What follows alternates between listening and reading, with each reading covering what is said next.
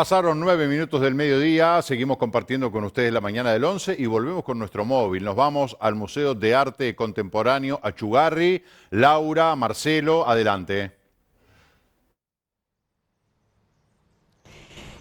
Gracias, Marce. Bueno, ya comenzó la recorrida, ya estuvimos charlando con algunos de los jóvenes que realmente están fascinados de estar en este lugar.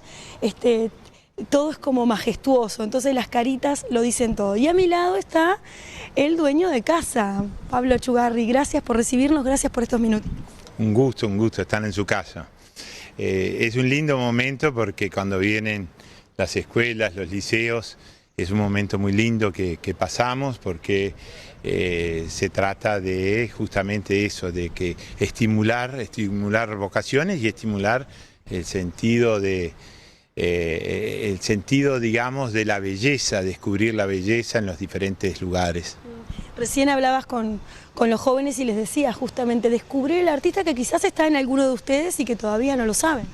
Claro, por supuesto. Este es un proyecto muy integrador donde toda la ciudadanía puede llegar y es en forma libre y gratuita. Entonces, estos chicos que vienen por primera vez van a descubrir algo, van a sentir algo, van a ver obras de arte, van a ver lugares que son nuevos para ellos y quién sabe si no se descubre alguna vocación. ¿Cómo surge este proyecto, en este caso de la mano de Movida? Bueno, me parece que la cultura tiene que ir sumando esfuerzos y eso es muy importante. O sea, no se puede caminar solo en la vida, la idea es que haya una coralidad y todos hacia un mismo objetivo, que es que nuestra sociedad mejore. Más de 50 escuelas, me decían, tanto de primaria como de secundaria, han recorrido durante todo este año el museo. ¿Qué significa eso para ti? Bueno, una alegría muy grande porque es digamos, el objetivo principal que tiene el museo. O sea, acercar los jóvenes y los jóvenes de todas las edades, ¿no? O sea, la tercera edad, o sea, todos, pero empezando justamente por los más jóvenes. Son esponjitas.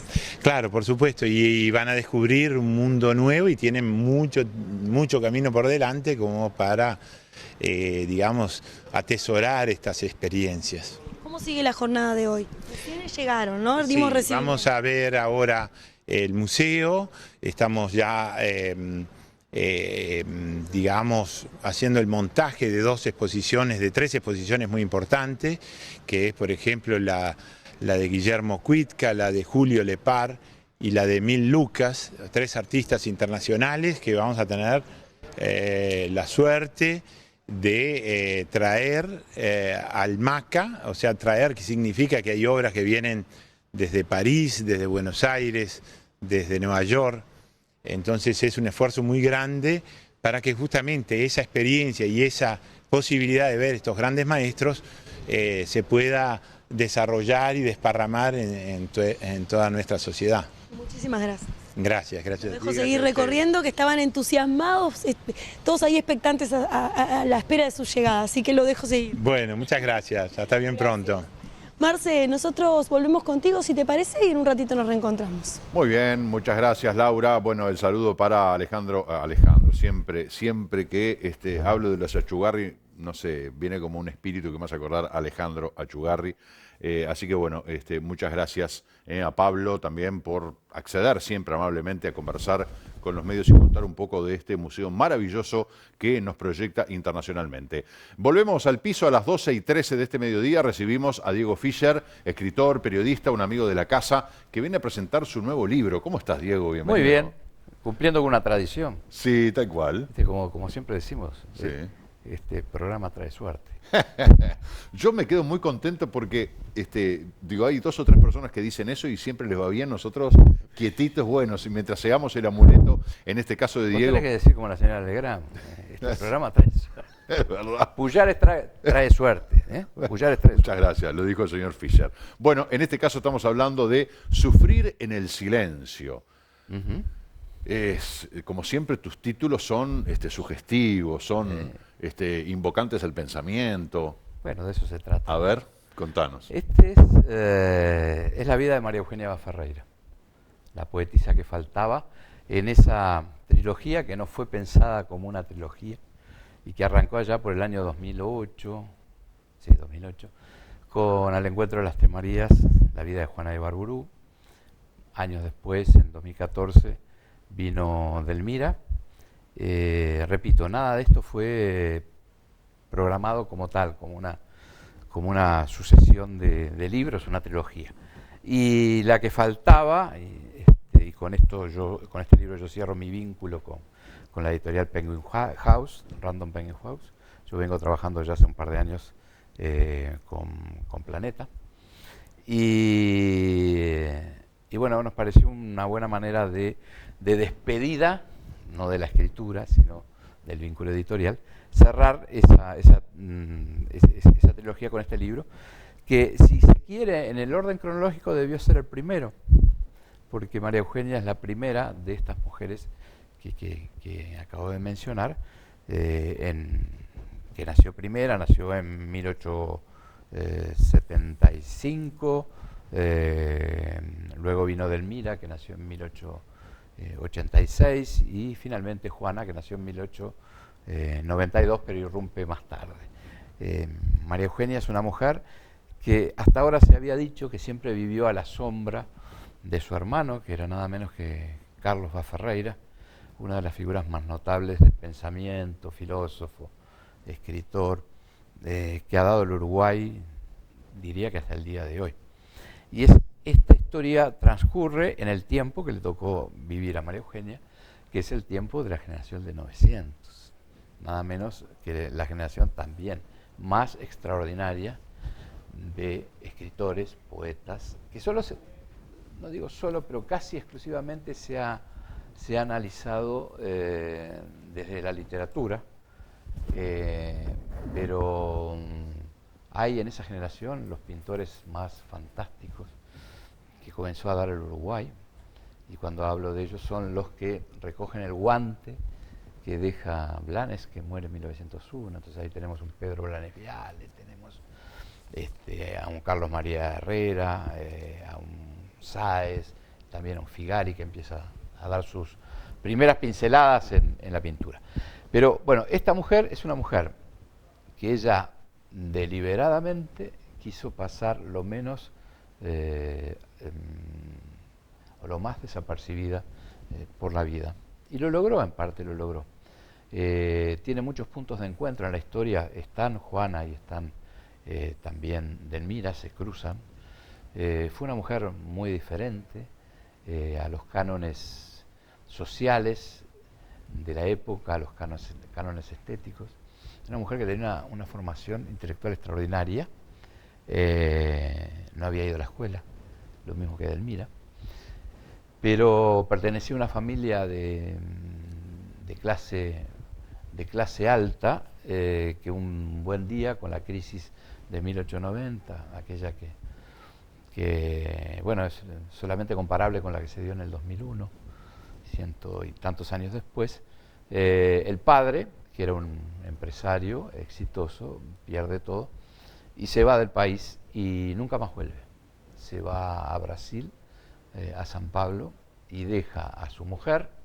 Las malas lenguas dicen que se fue, además de la quiebra económica, para separarse de su mujer, que era una enferma, en aquella época se decía neurasténica, una enferma psiquiátrica. Neurasténica, hace tiempo no escuchaba ese término. Sí, era el término que a las personas que tenían algún trastorno psiquiátrico se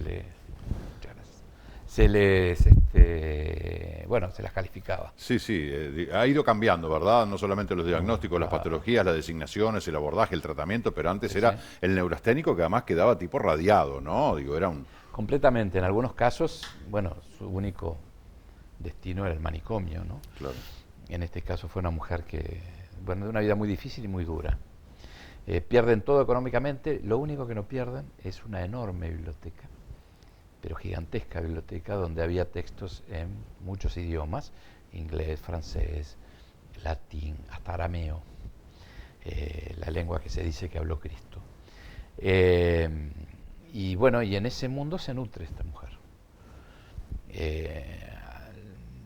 Le enseñan a escribir y a leer en su casa, le enseñan pintura y le enseñan música, y llega a ser una gran compositora de música. pero todo en un ámbito muy, muy cerrado. Yo te diría que asfixiante. En una casa que hoy no existe, pero porque la ganó el puerto, la comió el puerto. La calle donde estaba esa casa y otras se llamaba La Marsellesa, y está hoy, entramos al puerto de Montevideo, está esa reja perimetral, y bueno, la primera calle que hoy transita camiones, etcétera, y esa era la calle Marsellesa. Por lo tanto, el arrullo y el canto de cuna de esta niña fueron las sirenas de los barcos y el canto de los marineros en italiano, en decenas de idiomas y dialectos, por las noches que llegaba desde el puerto, porque la casa estaba a metros del puerto.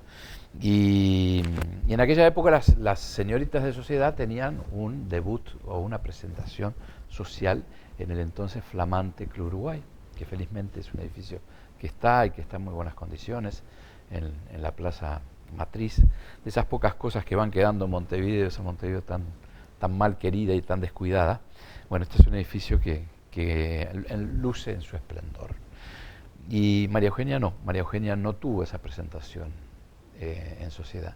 Su presentación en sociedad fue una suerte de monólogo teatral con tan solo 17, 18 años en el Club Católico, que también existe, allí en la calle Piedras, el día que se inauguraba la iluminación eléctrica del club.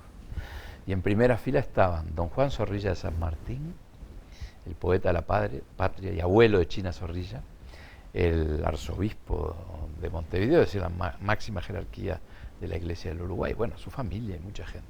Y ella ahí deslumbra con un monólogo, que además es un monólogo en un tono de humor, algo muy extraño para una mujer. Estamos hablando, esto fue en 1890 y poco, 94, 95, ella tenía apenas 17, 18 años, y a partir de ahí, y por ese monólogo, una de las cosas que dice y repite en ese monólogo: mi madre siempre me dice que no me voy a casar si sigo escribiendo versitos. Y es como un sonsonete a lo largo de ese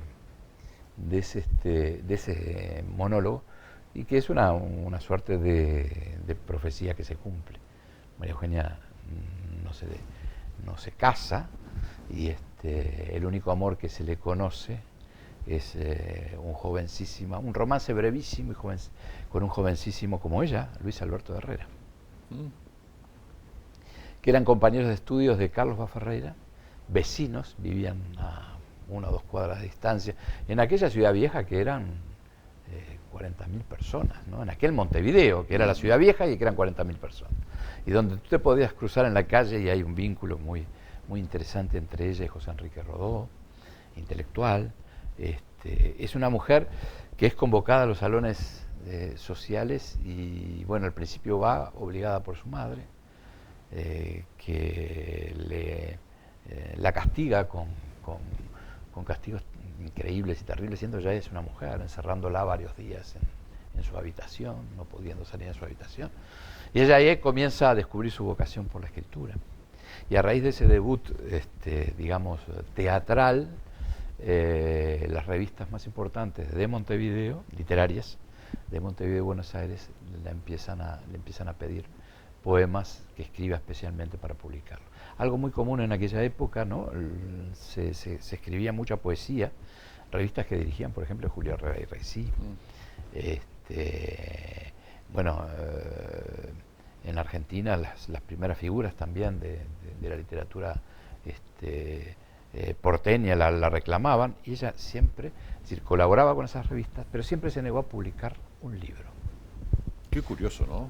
Es una cosa increíble. Bueno, para saber por qué hay que leer el libro. Cultivando su bajo perfil, claro, desde ya. Yo te quiero preguntar, si no fuera por el libro de Diego Fischer, que nos habla de María Eugenia Baferreira, que nos habla de las Tres Marías, de Juana Ibarburú, de tantas cosas que hablas en tus libros, da la sensación que personajes tan relevantes de la cultura, la sociedad, la literatura del siglo XVIII, del siglo XIX, si no es por un libro tuyo o de otros autores, como que no se aborda el estudio de estas grandes figuras uruguayas en la historia, en lo que es la currícula estudiantil. Digo, vos salís a preguntarle a cualquier estudiante entre los 15 y los 25 años, ¿quiénes son una decena de personajes que vos, sobre los cuales vos has escrito? Y estoy seguro de que la gran mayoría no tienen ni idea, o lo escucharon nombrar, pero no saben aportar un dato de esas personas.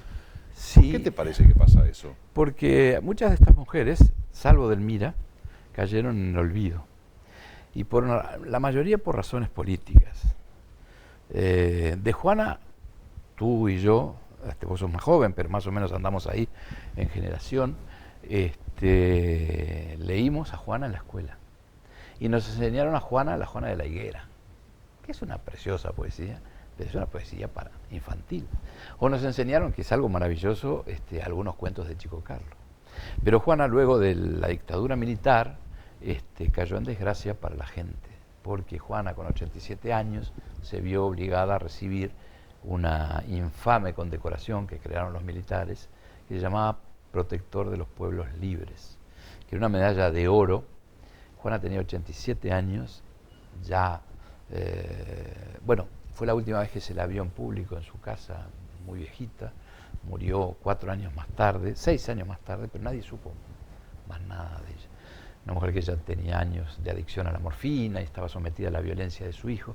Estoy seguro que fue quien le obligó a aceptar esa medalla infame, porque era de oro. Debe haber durado en sus manos muy poco tiempo. El hijo, que era un ludópata, ¿no? Y esa medalla se la entregó luego a Pinochet y a Videla, o a Videla y a Pinochet. Entonces la gente olvidó toda una trayectoria de 60 años donde recibió reconocimientos a nivel mundial, no solo Juana de América, digo, fue Mujer de las Américas, en fin. La obra de Juana hoy es leída fuera de fronteras, te diría que hasta hace poco, muchísimo más que en Uruguay. Al Encuentro de las Tres Marías permitió mostrar a esa mujer en su verdadera dimensión, ¿no? Es decir, la mujer sufriente, la mujer que padeció una vida terrible, también momentos de felicidad, que tuvo amores prohibidos, que fue adicta a la morfina. Se humanizó el mito.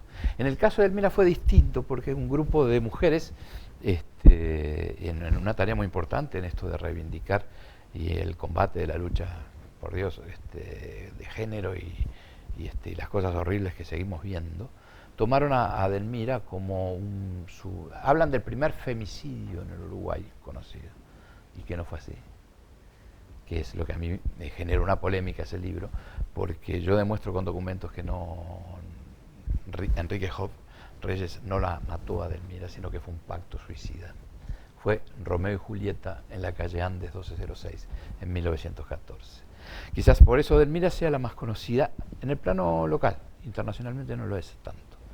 Y María Eugenia es una mujer que, porque ella tomó esa decisión de vivir encerrada, de empezar a padecer una enfermedad psiquiátrica heredada de su madre, y padecer el alcoholismo. ¿Qué problema? Que en aquella época era considerado un vicio y no una enfermedad. Claro, y era tratado como tal y estigmatizado como tal. Mucho. Y además era una mujer que se abandonó físicamente, nunca fue una mujer linda. Era una mujer que vestía muy mal y no le importaba. Y su contacto más próximo, ya en la madurez, y obviamente murió joven, no tanto para la época, pero tenía 48 años, pero era ir a conversar y a tomar vino con los mendigos. Para no spoilizar, como se dice ahora, ¿no? Me estás haciendo spoiler de la película o del libro, de contar todo antes que lo leas. Ustedes tienen que leer este libro de Diego Fischer, Sufrir en el silencio. Y tenemos que cerrar, queda 43 segundos nada más para hablar de que sos libro de oro, Diego. Sí, del 2022, porque poco vale la vida. La biografía de Bernardo Berro. Muy bien, felicitaciones. Sí, muchas gracias. Por octava vez el público. Es el único premio que lo da el público. Acá no intervienen jurados ni tribunales. Es un premio impoluto, podríamos decir, absolutamente objetivo. Y que la gente paga para darlo. Claro.